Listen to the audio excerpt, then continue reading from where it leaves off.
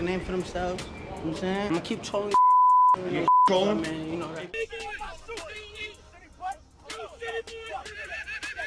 It's never been a secret that the beef in the rap game tends to get pretty heated. Competition is stiff, and greed and jealousy often ruin friendships between people who used to consider themselves brothers. From lost followers to death, the impact of these beefs can be felt for generations in the industry. It happens at all levels too. It's not just the guys at the top. Rappers are hungry people, and when other rappers get in the way of their grind, the consequences can be disastrous. Today we're going to check out 7 of the scariest beefs in the game. Number 7. Drake and Pusha T. Drake is one of the biggest rappers in the world right now, and that's a place he's occupied for a long time. Like him or not, the dude has some serious staying power. On the other hand, while Pusha T gets respect, he's not quite on the same level of fame. Now, kind of the reverse is the case when we look at street cred. Drake doesn't really bang, and he doesn't act like he does. On the other hand, Pusha T raps about the streets all the time. While it might just be a character, no one calls him out for it. Meanwhile, people make fun of Drake all the time for getting his start as an actor on Degrassi. Aside from all that, it seems like Drake and Weezy screwed Pusha T out of some money when they got a Clips feature way back in the day. Things just got worse from there. Maybe the worst of the whole beef is that Pusha T announced to the whole world that Drake had a son he had been keeping a secret. As a result, Drake's been a lot more vocal about his son instead of keeping him hidden away.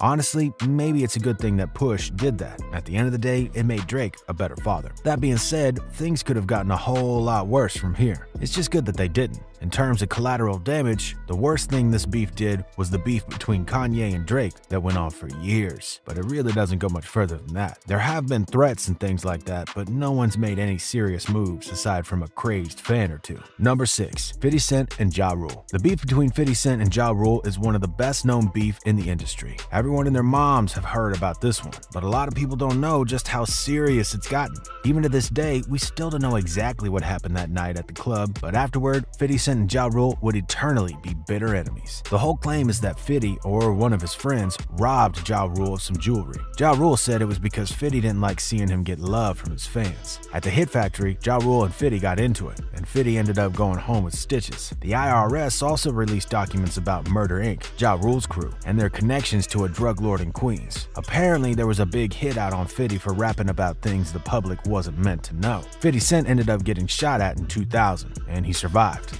Everything was dormant for a while, but back in 2018, Ja Rule called 50 out on Twitter. To retaliate, 50 decided the best course of action was to buy out all the first 4 rows of seats at one of Ja Rule's shows, meaning he had to play to tons of empty seats. Pretty savage, honestly. While there's a history of some pretty aggressive stuff here, it's likely that the beef is pretty much dormant for now. Number 5. 6ix9ine and basically everyone. Now, you already know we can't talk beef without mentioning 6ix9ine. The dude has been in everyone's business, and the thing is, we can't say it isn't a valid strategy. As awful as it is, it makes sense. If you're gonna go down for snitching, what else do you have left than to just become the most hated man in the industry? So he ended up lashing out at pretty much anyone who's anyone, from Trippie Redd to Justin Bieber and Ariana Grande. The worst of the beef, though, was probably the one he decided to start up with Chicago drill rapper Chief Keef. The whole thing started because of drama surrounding the rapper Cuban Doll. Apparently, she had a relationship with some people from Chief Keef's crew, and they weren't very good to her. 6ix9ine was on good terms with her, so the two of them got together to taunt GBE and Glow Gang. Eventually, they ended up taking a trip to Hawaii together and cruising around an O Block just to stir things up. To make matters worse, after all this went down, 6ix9ine ended up linking up with Chief Keef's ex, who was the mother of his first son. He took her down to the Gucci store, capturing it all on video. He spends the whole length of the footage basically just trying to rile Chief Keef up. You a big fan of Chief Keef? Oh yeah. No. Yeah, I like Chief Keef a lot.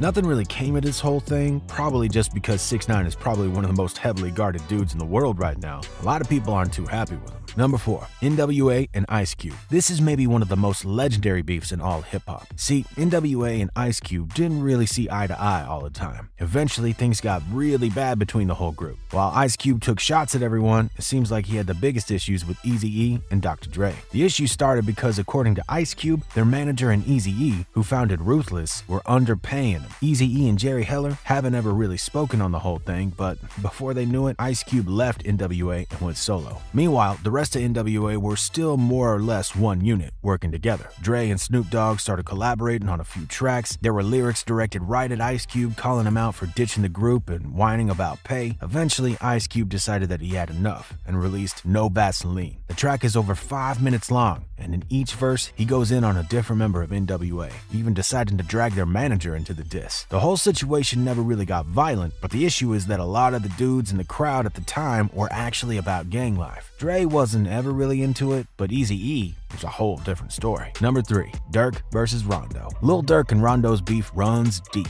and it has the potential to be one of the deadliest beefs on the list. The issue all stems from the fact that Durk's close homie found himself in a pretty rough situation. See, Quando Rondo and King Von used to chill way back in the day. There are even videos of the two of them together. Eventually, something soured along the way, taking place entirely behind the scenes. A few years later, back in 2020, Von was down in Atlanta, where Quando lives, doing a show. After the show, for some kind of after party, they all went down to Monaco Hookah Lounge. Eventually, Von slipped off and found Quando Rondo sitting in his car, sleeping. He started a fight and tried to throw hands with Quando when Lil Tim stepped out. Lil Tim was sticking up for his homie and ended up shooting King Von, although he also sustained a wound. Pretty much ever since, Quando and Tim have been on a mass disrespect, pretty much constantly talking about how it was self-defense and that Von shouldn't have pulled up on him like that. Durk's not really having any of that, and while he hasn't made any big statements, a lot of people think that Durk has plans for Quando and Tim. Number 2, O-Block and Youngboy.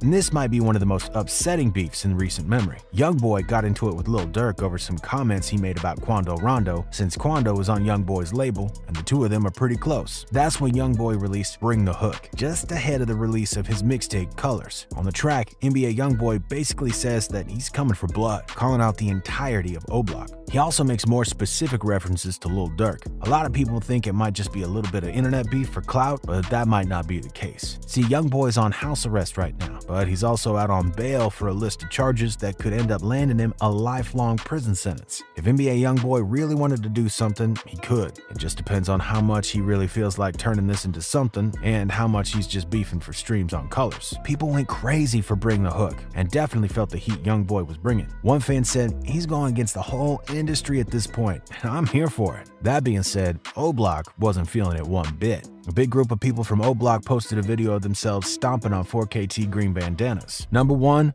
Tupac and Biggie. Biggie and Pac were the two biggest names in the game for a lot of the 90s. Along with that came a bitter rivalry that can still be felt in hip-hop today. This just might be the most tragic beef so far. Tupac didn't really come from the streets. He kind of adopted that life later on, but that doesn't mean he was any less real. Tupac and Suge Knight were at a Mike Tyson match in 1996 when they spotted a member of the Southside Crips in the lobby. Those were the ops for Tupac. He and Suge roughed him up a little bit when they saw him. Unfortunately, that would lead to a drive-by that claimed Tupac's life later that night. Now, as far as Biggie goes, no one really knows who was actually behind the reason of this death. A lot of people at the time thought that he was directly related to Tupac's death, since the two of them had ended up in scuffles once or twice. According to most people these days, Biggie had an alibi. 6 months later, Biggie was shot in a similar drive-by. A lot of people follow the theory that Suge Knight organized the whole thing as revenge for Tupac, but no one can be sure. If that's the case, it's so much more sad, because it's likely that Biggie had nothing to do with it. What do y'all think about these? Did we miss any beefs that you think should have made the list? Let us know what you think down in the comments. And if you're feeling this video, you should for real watch this next one.